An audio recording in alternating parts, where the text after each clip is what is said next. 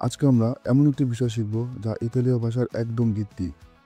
এই বিষয়টি ছাড়া ইতালীয় ভাষায় একটি শুদ্ধ বাক্য বলা প্রায় অসম্ভব। বিষয়টির নাম জেনেরে। ইতালিয়ান ভাষায় প্রতিটি নাউন বা বিশেষ্য পদ যে কোনো একটি লিঙ্গের মধ্যে পড়ে, হোক সেটা মাস্কিলে অথবা ফেমিনিলে। এখন প্রশ্ন হলো, এটা কেন জানা জরুরি? কারণ ইতালিয়ান ভাষায় আর্টিকেল, অ্যাডজেক্টিভ এমনকি কখনো কখনো ভার্ব পর্যন্ত নাউনের লিঙ্গ অনুযায়ী পরিবর্তিত হয়।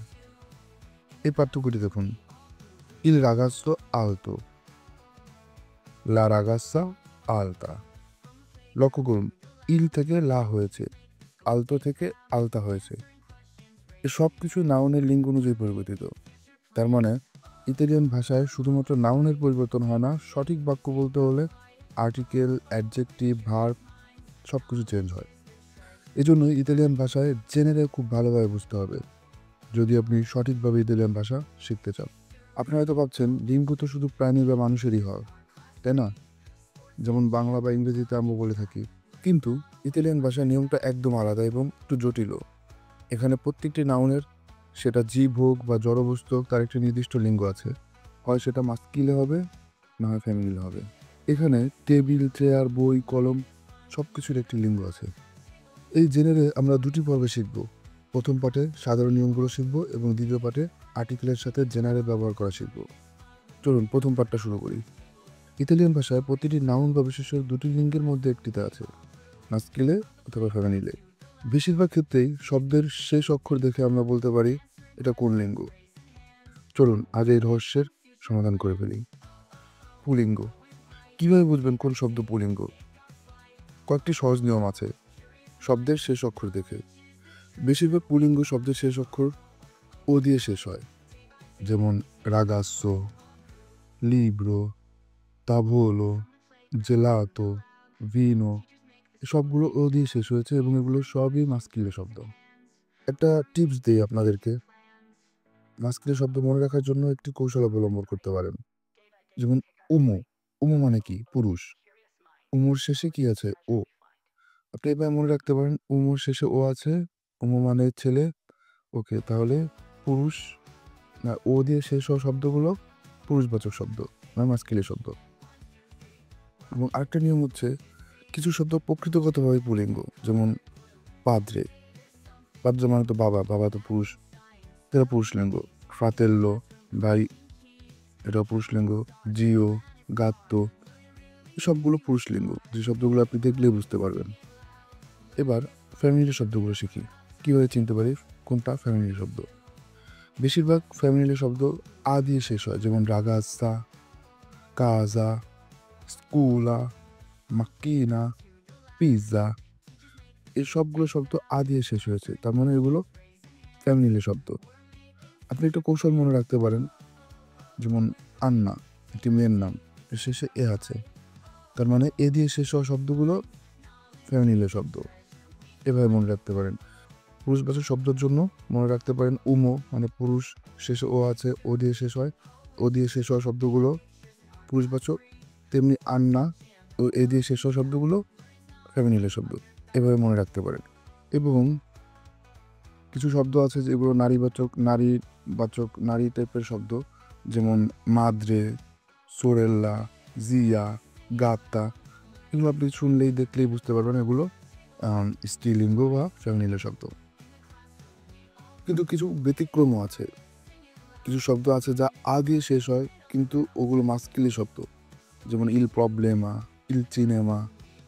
এগুলো এ দিয়ে শেষ হয়েছে কিন্তু এগুলো ফ্যামিলিও না, এগুলো মাস্কিলে শব্দ। মানে আমাদের যে নিয়ম আমরা শিখলাম এর আগে, নিয়ম অনুযায়ী যদি হইতো তাহলে এটা ফ্যামিলি শব্দ হতো, কিন্তু কিছু শব্দ ব্যতিক্রম রয়েছে যেগুলো আ দিয়ে শেষ হলেও সেগুলো মাস্কিলে শব্দ। আবার কিছু শব্দ ও দিয়ে শেষ হয় কিন্তু ওগুলো ফ্যামিলি শব্দ, যেমন লা মানো, লা রাদিও।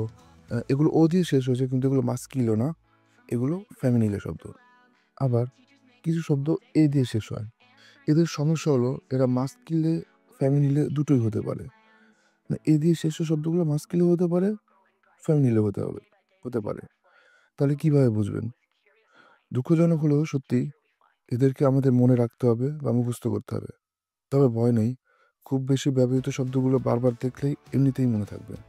যেমন এখানে দেখুন, মাস্কিলে এবং ফ্যামিলির কিছু এ দিয়ে শেষ হওয়া শব্দ। ইল রিস্টোরান্তে, ইল ফিওরে, ইল কানে, লো স্টুডেন্তে, সবগুলো মাস্কিল শব্দ, যদিও ই দিয়ে শেষ হয়েছে। লা স্তাসিওনে, লা চিয়াভে, লা নতে, লা টেলিভিশনে, এই সবগুলো ই দিয়ে শেষ হয়েছে, কিন্তু এগুলো ফ্যামিলির শব্দ। যখনই কোনো নতুন শব্দ ই দিয়ে শেষ হয় দেখবেন, তখনই ওটার লিঙ্গুটা ডিকশনারিতে দেখে নেবেন এবং মুখস্থ করে ফেলবেন। ওকে, এবার দ্বিতীয় পাঠ শুরু করা যাক। এবার দেখি আর্টিকেলের সাথে জেনারের সম্পর্ক কী এবং কিভাবে আর্টিকেল ব্যবহার করব। ইতালিয়ান ভাষায় আর্টিকেল হলো নাউনের আগে বসা ছোট শব্দ, যা ইংরেজিতে যেমন দা, আ, অ্যান এর মতো। যেমন ইংরেজিতে আমরা বলি দ্য সিটি, আপেন, আনেগ, মানে নির্দিষ্ট কোনো কিছু বোঝাতে এগুলো ব্যবহার করা হয়। আতিক হলো দিতার মিনাতিভ, মানে নির্দিষ্ট আর্টিকেল। পুলিংয়ের জন্য সাধারণ ক্ষেত্রে ইল হয়, যেমন ইল রাগাসো, ইল লিব্রো। আবার লো হয় এসে প্লাস কনসোনান্তে থাকলে, অথবা জেড থাকলে, বা জিএন, পিএস, এইসব জিনিস দিয়ে যদি কোনো শব্দ শুরু হয় তার আগে লো হয়। এবং সর্বর্ণ দিয়ে কোনো শব্দ শুরু হলে তার আগে এল হয়, যেমন লুমো, লামিকো, এরকম। আবার বহুবচনে ই থাকলে বহুবচনে ই হয়, মানে ইলের বহুবচন ই, যেমন ই রাগাসি, ই লিব্রি। আবার লো আর এল এর বহুবচন লি, যেমন লি স্টুডেন্টি, লি উমনি। এগুলো আপনাদের প্র্যাকটিস করতে হবে। স্ত্রীলিঙ্গের জন্য এক বচনে সাধারণ ক্ষেত্রে লা হয়, যেমন লা রাগাসা, লা কাসা। আবার সর্বর্ণ দিয়ে শুরু হওয়া শব্দগুলোর আগে এল হয়, যেমন লামিকো, লাওরা। আবার বহু বচনে সব স্ত্রীলিঙ্গের জন্য লে, লে রাগাসে, লে কাজে। দেখুন কি সহজ না? পুলিঙ্গের আর্টিকেল বেশি, স্ত্রীলিঙ্গের কম। আপনাদের জন্য কিছু সহজ টিপস দিচ্ছি, যা আপনাদের অনেক শব্দের লিঙ্গ সহজেই অনুমান করতে পারবেন। যেমন জিওনে সিওনে দিয়ে শেষ হওয়া শব্দগুলো সবসময় ফেমিনিলে হয়, যেমন লা স্তাসিওনে, লা লেসিওনে, লা টেলিভিশনে। আবার উড়ে দিয়ে শেষ হওয়া শব্দগুলো মাস্কিলে হয়, যেমন ইল দুত্তোরে, ইল প্রফেসরে। এগুলো আপনি মনে রাখতে পারেন। এবং প্লুরালে বহুবচন নিয়মে সিঙ্গুলার থেকে প্লুরাল করার সময় জেন্ডারের শেষ অংশ বদলায়। যেমন মাস্কিল শব্দের ক্ষেত্রে শব্দের শেষে যদি ও থাকে, সেটা বহুবচনে বা প্লুরাল ফর্মে লিব্রি হয়ে যায়, রাগাস্সো, রাগাসি। তেমনি ফ্যামিলিনের শব্দগুলোর শেষে আ থাকলে ওটা এ হয়ে যায়, যেমন কাজা, কাসে, রাগাসা, রাগাসে। আবার এ দিয়ে সাধারণত যে শব্দগুলো শেষ হয় সেটা প্লুরালে ই হয়ে যায়, যেমন স্টুডেন্টে হয়ে যাবে স্টুডেন্টি। তো আজ আমরা কি শিখেছি? ইতালিয়ান নাউনের জেন্ডার, মাস্কিলে, ফ্যামিলিলে কিভাবে কাজ করে এগুলো জানলাম। সাধারণ কিছু নিয়ম জানলাম, যেমন ও দিয়ে শেষ হওয়া বাক্যগুলো মাস্কিলে, আ দিয়ে শেষ হওয়া বাক্যগুলো ফ্যামিলিনে, এবং এ দিয়ে যে শব্দগুলো শেষ হয় সেগুলো উভয় হতে পারে। আবার সিঙ্গুলার থেকে প্লুরাল করার জন্য যদি শব্দের শেষে ও থাকে সেটা ই হয়ে যায়, আ থাকে সেটা এ হয়ে যায়, এ থাকলে সেটা ই হয়ে যায়। আর কিছু এক্সেপশনাল কেস, ওগুলো তো মুখস্থ করতেই হবে। তো এভাবে প্র্যাকটিস করলে ইনশাল্লাহ আপনাদের খুব তাড়াতাড়ি, খুব সহজে আপনারা জেনারে শিখে যাবেন। এবং জেনারে যদি শিখে যান, আপনারা খুব ভালোভাবে, সুন্দরভাবে ইতালিয়ান ভাষা শিখতে পারবেন, বলতে পারবেন ইনশাল্লাহ। দেখা হবে নতুন ক্লাসে।